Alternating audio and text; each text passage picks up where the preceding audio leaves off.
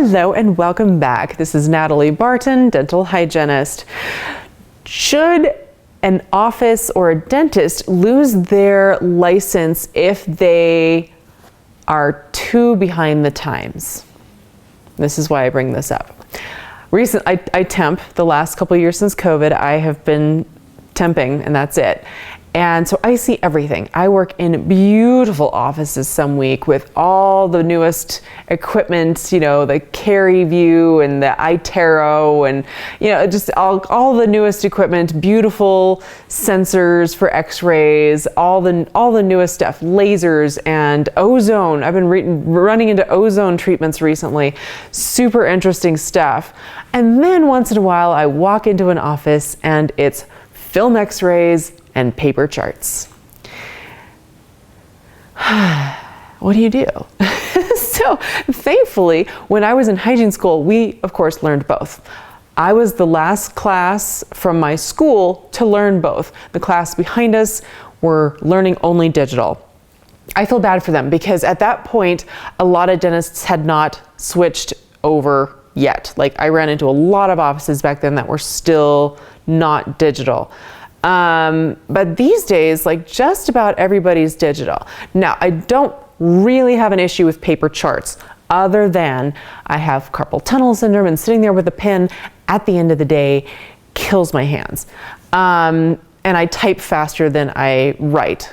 But other than that, it's nice, especially if people have, you know, it's organized. You know, the first sheet's gonna be this and the next sheet's gonna be that, or they're color coded. It's you know, it's not so bad. Like I work with Dentrix, I work with EagleSoft, I work with, you name them, I've probably used them at this point in 3 years doing temping.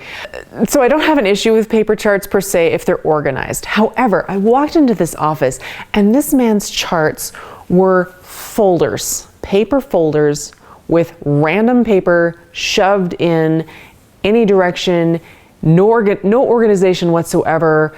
X-rays, of course, were film, and I'm like, where are you even buying film? I had to ask. I was like, where are you guys buying film? And they're like, well, wherever we can find it, you know, eBay, whatever. I'm just going, wowzers. But yeah, just like, you know, hundreds of years of X-rays shoved into these folders.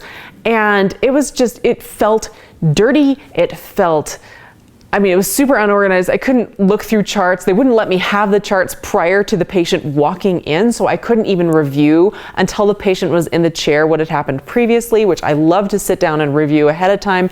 So I know what's gone on previously, what kind of things are in their mouths as far as appliances, what to expect. Couldn't do any prep.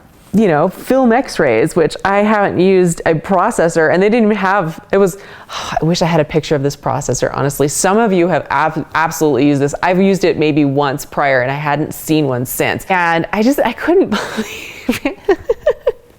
And of course they're shooting double film. And I just went, wow, like, how do I word this? The older dentists, like there's a certain age where I will forgive you. Like I realize you're at the end of your career and you are getting ready to retire and you just gave up on, you know, continuing your education and upgrading your stuff. You figure what the hell, I'm gonna be selling it anyway. Why should I upgrade? This is what I'm comfortable with. I get it. If you're in your 70s and 80s and still doing dentistry, fine. This guy was early 50s, maybe. And refused to upgrade anything. I asked them, does he have any plans on upgrading? Oh no. This is the way he wants to do it. I'm like, this isn't, welcome to, you know, what century are we in? So what do you guys think?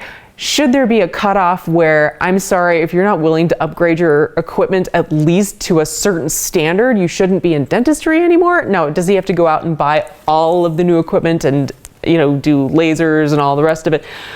Or, I mean, are these considered standard of care now where you should have at least digital x-rays, at the very least digital x-rays? I would love to hear your guys' thoughts. Please let me know below. And more videos coming soon. So keep flossing and I'll talk to you later.